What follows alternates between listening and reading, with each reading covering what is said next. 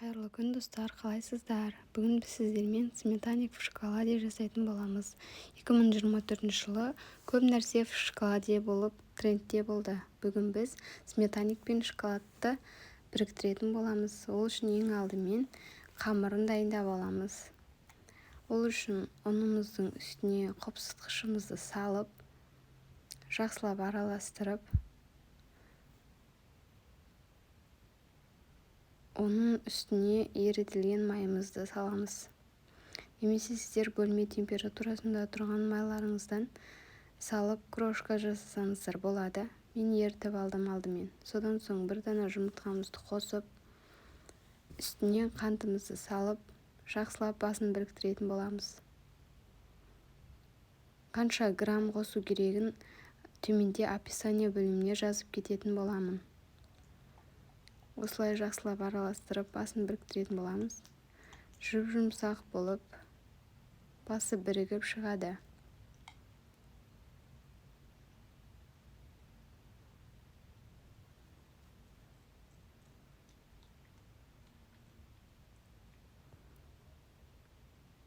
Пирогтың барлық түріне кете беретін осы қамырдың рецептісін жеке салатын боламын, Алла қаласа. Міне осылай басын біріктіріп болған соң дайын болды. 20-30 минутқа холодильникке салып қоятын боламыз. Егер сіздер асығыс болсаңыздар, 10-15 минутқа морозильникке салып қойсаңыздар болады. Қамыр өте жұмсақ болып шығады.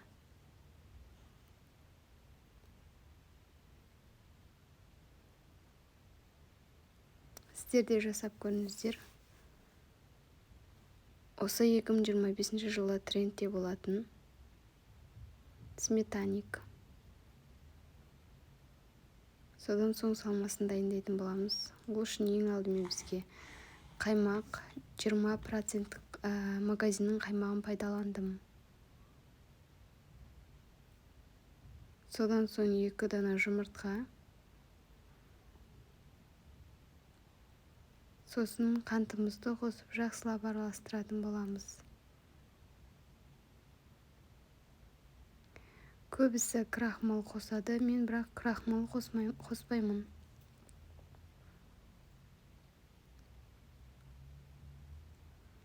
Үшеуін жақсылап араластырып, басын біріктіретін боламыз. Менде президент қаймағы.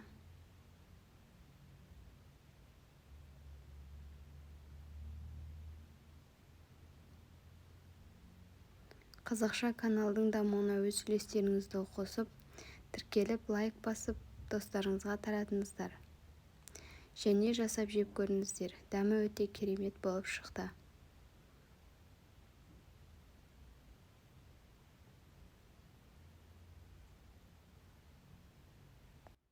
Содан соң 22 сантиметрлік кальциумды алдын ала дайындап қойдым.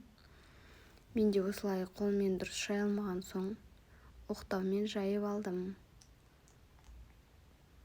Немесе сіздер осылай қолдарыңызбен жайып тегістеп алсаңыздар болады. Көріп тұрғандарыңыздай. Немесе оқтаумен жайып, ортасына алып келіп, осылай салып дайындасаңыздар болады. Міне, шеттерін бір тегіс етіп біріктіріп алдым.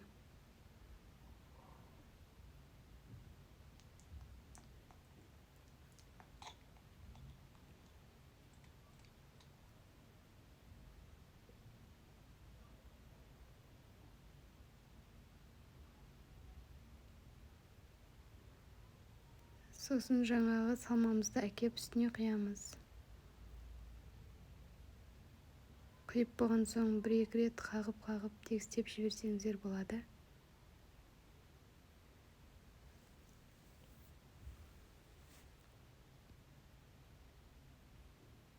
Содан соң қызып тұрған пешімізде 180 градуста 30-40 градуста пісіріп аламыз. Менде кішкене күйіңкіреп кетті бет жағы. Содан соң 80 грамм шоколадымызға 50 грамм майымызды жақсылап микроволновкада ерітіп алып бетіне жағатын боламыз. Дәмі чизкейктің дәміне ұқсап шығады. Жасап көріңіздер. Каналға тіркеліп, қоңырауша белгіні басуды ұмытпаңыздар. Міне осылай. Содан соң холодильникке жарты күнге салып қойсаңыздар болады. Сау болыңыздар, ас болсын.